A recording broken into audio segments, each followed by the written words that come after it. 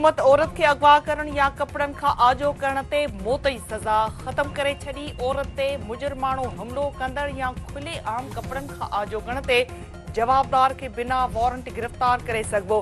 Senate bill जी मंज़ूरी ॾेई छॾी। आज़म नज़ीर तारो जो चवणु आहे त मौत जी सज़ा ॾियण सां ॾोहनि जी शरह घटि न थींदी।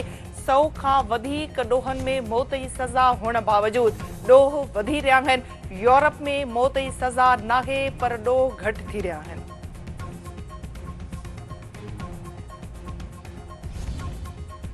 Army chief marshal Asim Munir सां लीबिया जे हथियारबंद फ़ौज जे कमांडर जी मुलाक़ात।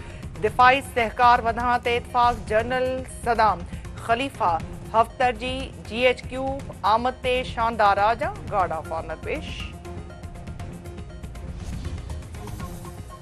सेनेट चेयरमैन ने अॻूणे वज़ीर-आज़म यूसुफ रज़ा गिलानी समेत समूरा माण्हू टिडाब केस मां बरी। कराची जी वफ़ाक़ी एंटी करप्शन अदालत रिपोर्ट जवाबदारनि जे केसनि खे अलॻि करे छॾियो। यूसुफ रज़ा गिलानी जो चवणु आहे त हुन समेत समूरनि माण्हुनि जी बेगुनाही साबित थी चुकी आहे। ॿियनि बेगुनाह माण्हुनि जे बरी थियण ते बि खेसि ख़ुशी थी रही आहे। फ़ैसिलो न थियण ते केस ख़त्म थियण ते कानूनसाज़ी थियणु घुरिजे। केस साबित न थियण ते इल्ज़ाम हणंदड़ शख़्स खे बि सज़ा ॾिनी वञे। सेनेट में मख़सूस सीटुनि बाबति फ़ैसिलो थियो आहे। अवामी फ़ैसिले खे क़बूल कयो वेंदो। पाक अफ़गान सरहद ते मुदाख़लत जी कोशिश नाकाम। 5 मुबैना अफ़खाती बमबार गिरफ़्तार। सिक्योरिटी फोर्सेस अफ़गान सरहद तां दहशतगर्दनि जी मुदाख़लत जी कोशिश नाकाम बणाए छॾी। सिक्योरिटी ज़रियनि जो चवणु आहे त दहशतगर्दनि 17 जुलाई ते पाक फ़ौज सरहद तां दाख़िल थियण जी कोशिश कई। इतला मिलंदे ई सिक्योरिटी फोर्सेस मुख़्तलिफ़ हंधनि ते नाकाबंदी कई। सिक्योरिटी फोर्सेस जी मौजूदगीअ सबबि दहशतगर्दनि मस्जिद में पनाह हासिल कई। बहितरीन हिकमत अमलीअ सबबि दहशतगर्दनि हथियार फिटा करे गिरफ़्तारी पेश कई। गिरफ़्तार कयल दहशतगर्द अफ़गान शहरी निकिता। 3 वटि अफ़गान सुञाणप कार्ड आहिनि। पंजाब जे मुख़्तलिफ़ शहरनि में बरसाती ॿोॾि जे नतीजे में फ़ौतुनि जो अंगु वधी 106 थी वियो। हंगामी हालतूं बरक़रार। रावलपिंडी में बरसाति दौरान ॿुॾी वियल वधीक टिंजण जा लाश हथ। हाथी चौक नाले में ॿुॾी वियल नींगर जो लाश हथ न अची सघियो। शहरनि खे ग़ैर ज़रूरी सफ़र खां पासो करण जी हिदायत। झेलम दरिया में ॿोॾि सबबि सरगोदा जूं 40 दिहूं ख़ाली। शहरनि खे वहकरनि खां बचाईंदे शहीद थियल पुलिस एहलकार जो लाश हथ। वफ़ाक़ी घरू वज़ीर मोहसिन नक़वी तरफ़ां भरपूर भेटा। वज़ीर आला पंजाब मरियम नवाज़ तरफ़ां PDMA जे मर्कज़ जो दौरो। हंगामी सूरतहाल खे मोड़ण लाइ भरपूर तयारी करण जी हिदायत।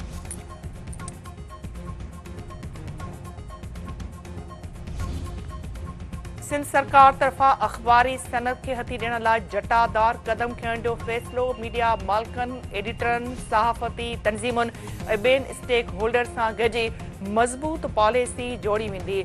CPNA जे वफ़द जी सीनियर सूबाई वज़ीर शजील इनाम मेमण सां मुलाक़ात। अख़बारी सनद जे चैलेंजिस जे ख़ात्मे ऐं तरक़ी यकीनी बणाइण लाइ क़दम खणण जो फ़ैसिलो।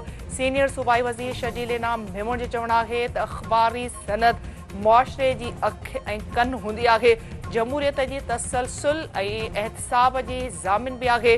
सहाफ़ियुनि खे बाइज़त रोज़गार जी फ़रहामी ऐं हिफ़ाज़त सिंध सरकार जी पहिरीं तरजीह आहे। सिंध सरकार मीडिया इदारनि ऐं सहाफ़ती तंज़ीमुनि सां मशवरो करे हिकु मज़बूत पॉलिसी जोड़ींदी।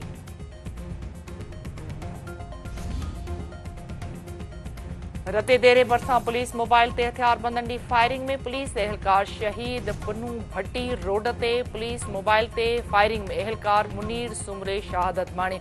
जवाबदारनि जी गिरफ़्तारी लाइ इलाइक़े जी नाकाबंदी।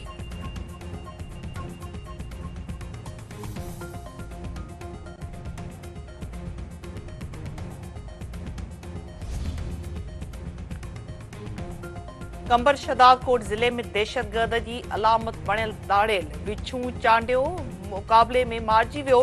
सूबाई घरू वज़ीर ज़ियाउल हसन लंजार तरफ़ां पुलिस पार्टी खे मुबारकूं संदसि चवणु आहे त विछू चांडियो खे अंजाम ताईं पहुचाइण पुलिस जी वॾी ऐं अहम कामयाबी आहे। दादू पुलिस निहायत पेशवर अंदाज़ सां कार्रवाई मुकमल कई आहे। ऐं फास्ट बॉलर हारिस रऊफ़ मुकम्मल तौर सिहतयाब थी ट्रेनिंग भी शुरू करे छॾी। फास्ट बॉलर वेस्ट इंडीज़ ख़िलाफ़ T20 सीरीज़ लाइ क़ौमी टीम खे दस्तयाब हूंदो।